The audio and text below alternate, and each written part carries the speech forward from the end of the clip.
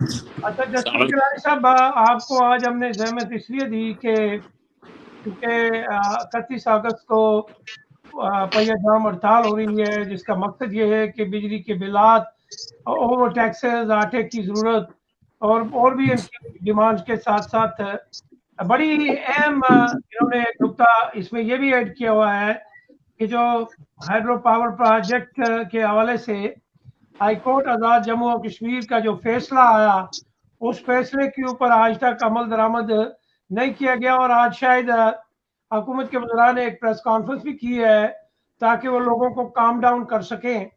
اچھا، میری آپ سے گزارش یہ ہے کہ ایک تو اس فیصلے کے حوالے سے بتائیے گا، اور یہ بتائیے گا کہ چونکہ فیصلے پہ عمل درآمد کرانا کورٹ کے حکم کے بعد جو ہے وہ حکومت کا کام ہوتا ہے، اور اس میں عدالت نے بھی ان کو باز پرس نہیں کی کہ جی ابھی تک آپ نے اس کے اوپر عمل درآمد نہیں کروایا۔ اچھا، عمل درآمد نہ کروانے سے یا عمل درآمد ہونے سے ہر دو سینیریو اس فیصلے کے حوالے سے کیا ہوں گے سر؟ السلام علیکم جی، بڑی مہربانی، آپ نے مجھے بھی موقع دیا۔ آئی ایم سوری میں آپ کے پاس وقت پہ نہیں آ سکا، اور اب بھی میں ویری ٹائٹ ٹو گیسٹ وقت آ گئے، جس کی بنا پہ مجھے مطلب آئی واز لیٹ، اور میں ان سے بھی 10 منٹ کی اجازت لے کے آیا ہوں۔ آپ کا شکر گزار ہوں میں، اور آپ سب لوگوں کا، دوستوں کا، بھائیوں کا شکر گزار ہوں کہ آپ لوگ اپنے ملک سے باہر بیٹھ کے بھی اپنے لوگوں کا خیال رکھتے ہیں، اور اس کے بارے میں آپ پروگرام کرتے ہیں، لوگوں کو ایجوکیٹ کرتے ہیں، معاملے کو سینسیٹائز کرتے ہیں، اور جو کچھ ہم لوگ یہاں بیٹھ کے نہیں کر سکتے ہیں وہ سارا کچھ آپ کرتے ہیں۔ یہ ہماری سلیکٹنیس ہے، بدقسمتی ہے کہ ہم کچھ نہیں کر رہے ہیں، کوئی شک کی بات نہیں ہے اس میں۔ جہاں تک کہ یہ آزاد کشمیر میں وابڈا کی آپریشن کا تعلق ہے، اس میں ایک گراؤنڈ ریئلٹیز کو اور لیگل ریئلٹیز کو آپ کو سامنے رکھنا پڑے گا۔ باقی جذباتی طور پہ اور اپنی ضرورتوں کے حوالے سے ہم بہت باتیں کر سکتے ہیں، اور ہمارے ساتھ ناانصافیاں بہت ہو رہی ہیں۔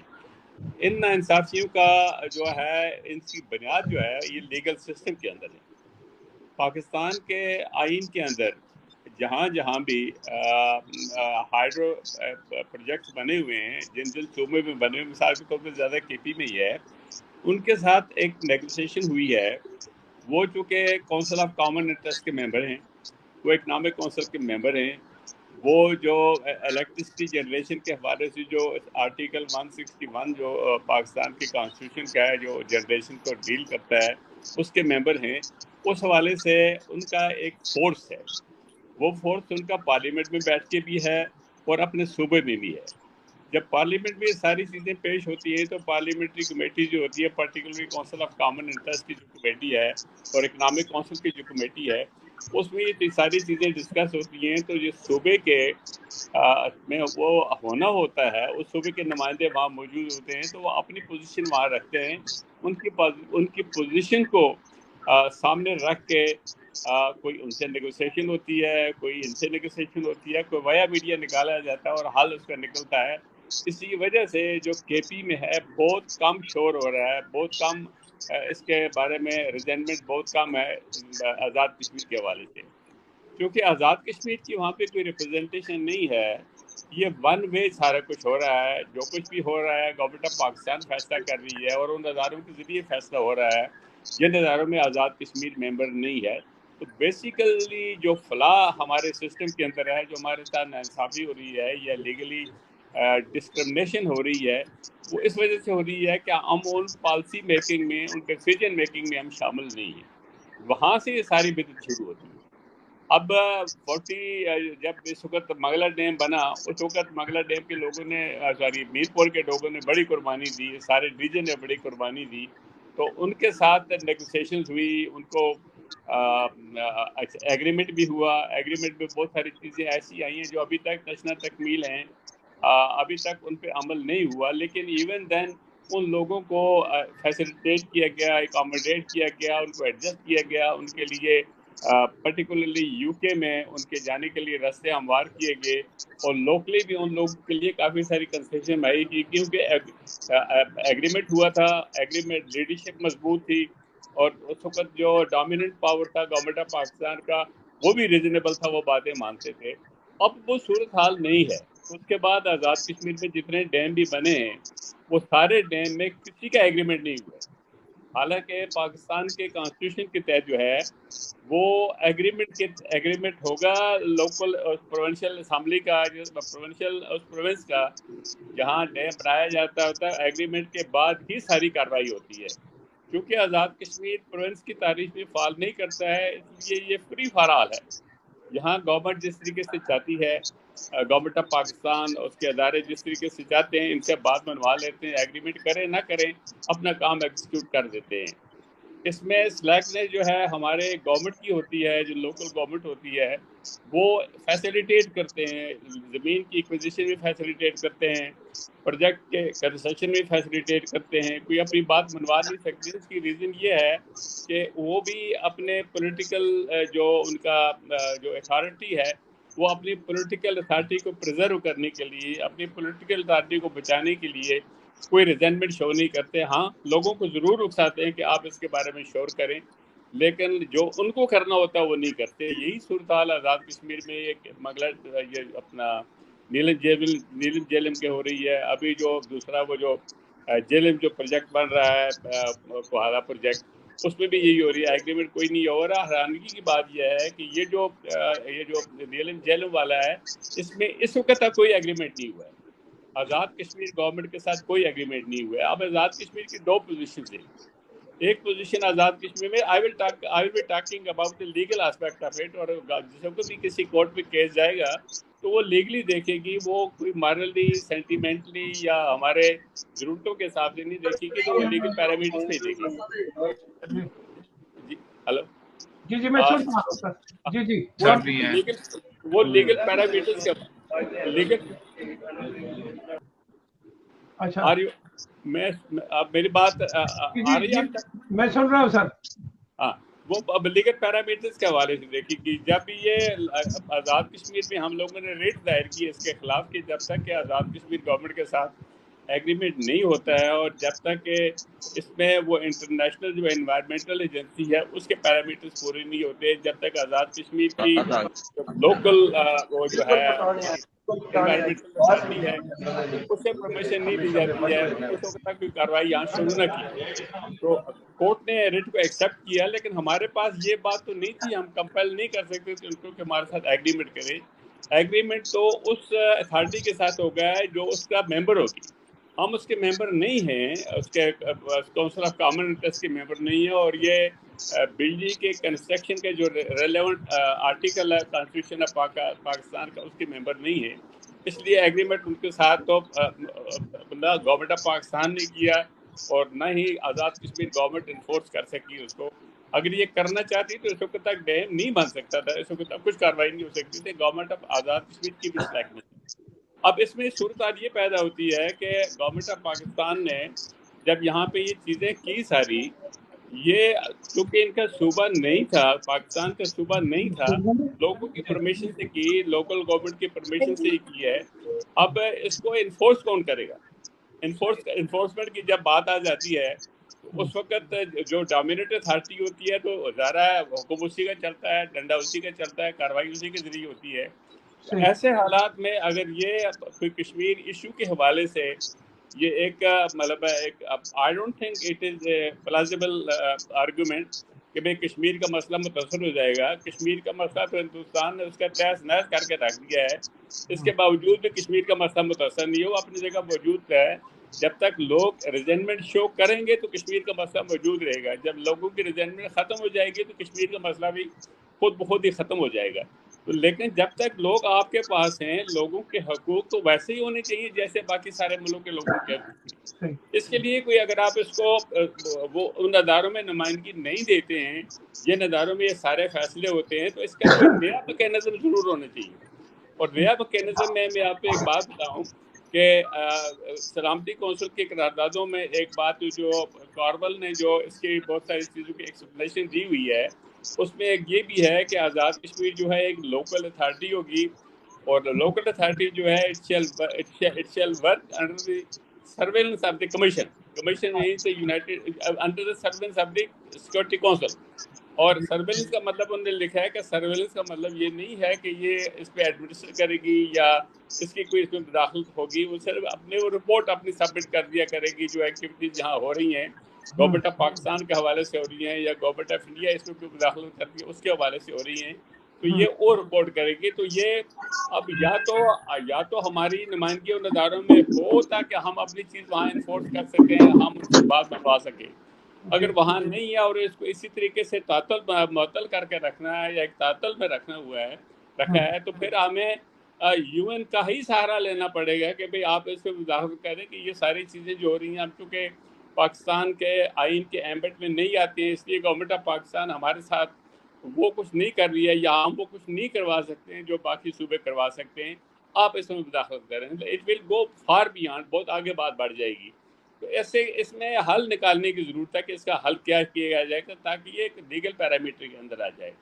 جہاں تک اس ریٹ پٹیشن کا تعلق آپ نے سوال کیا تھا، اس ریٹ پٹیشن میں the only thing which the court has ordered وہ یہ ہے کہ آپ یہ کنڈیشنلٹیز پوری کریں. مثلا آپ اس کو چیک ڈیم بنائیں گے، آپ انوائرمنٹ کے حوالے سے خیال رکھیں گے، آپ سیوریج کے حوالے سے خیال رکھیں گے، یہ لوگوں کی جو اس کی جو ویجیٹیشن ہے اس کا خیال رکھیں گے، فلاں چیزیں وہ ان کے کنڈیشن دی ہیں.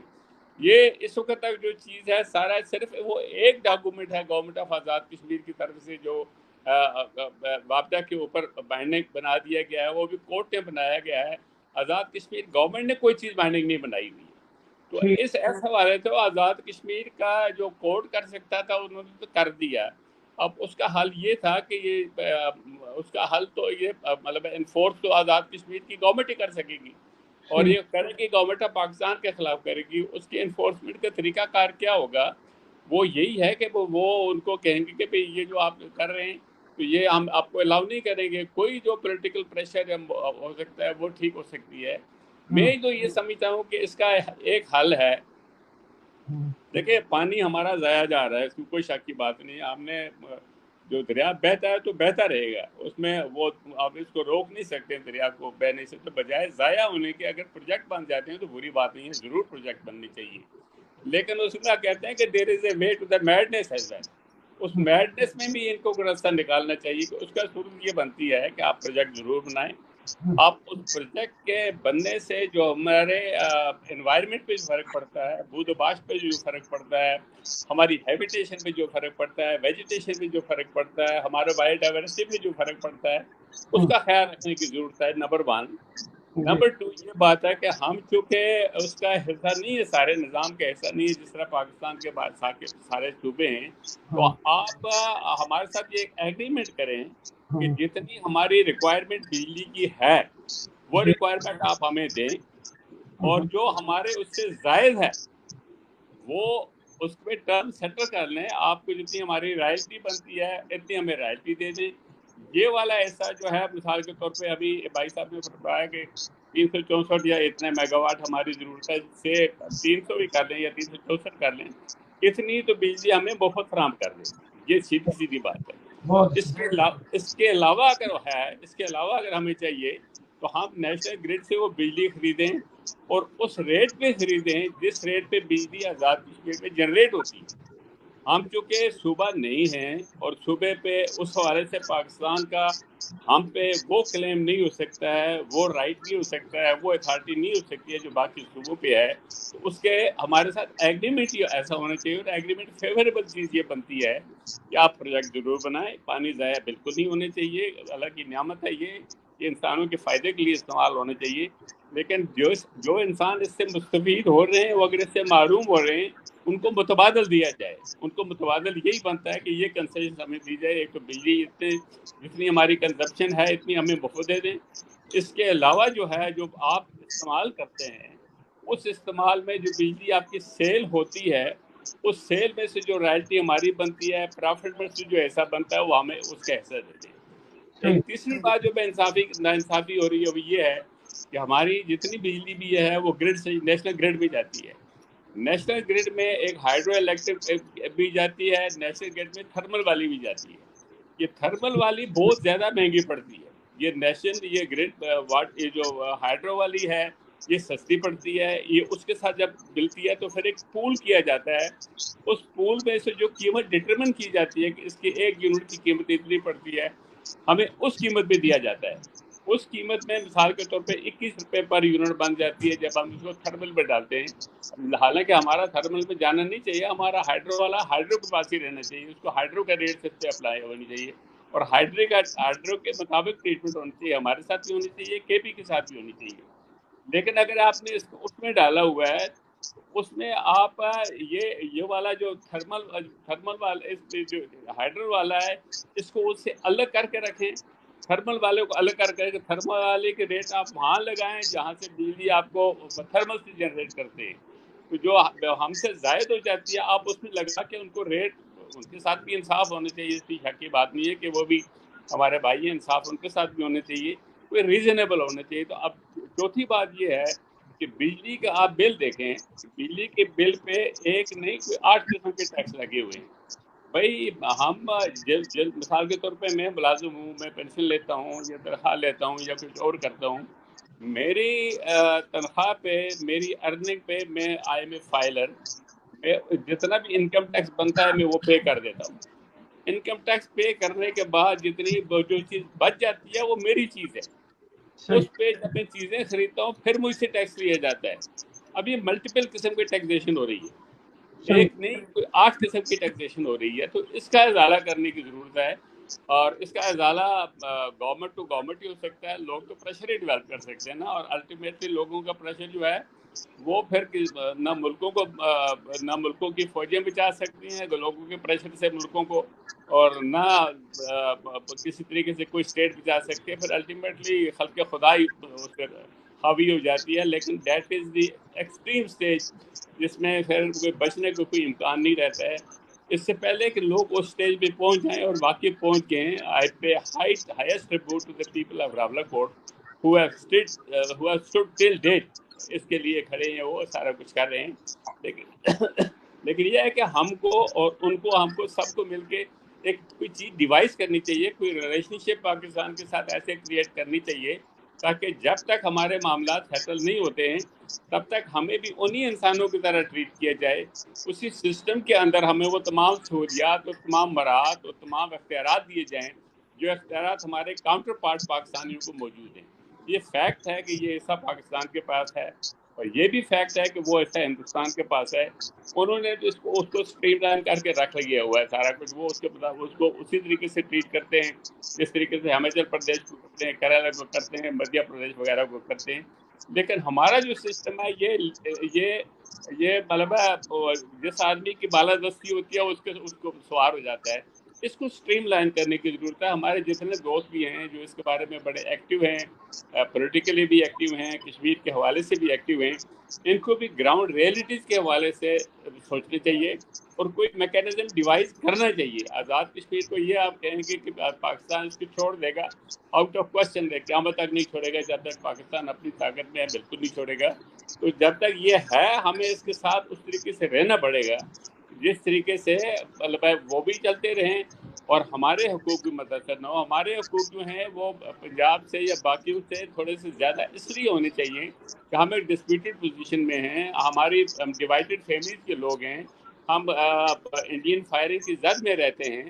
تو اس حوالے سے ہمارے سے ذرا زیادہ ہونا چاہیے. لیکن جب تک کوئی لیگل فریم ورک نہیں ہوگا ہمارے اور گورنمنٹ آف پاکستان کے درمیان, یہ سلسلہ ایسا ہی چلتا رہے گا. تو اس میں آپ لوگ اپنا رول پلے کریں. Thank you very much.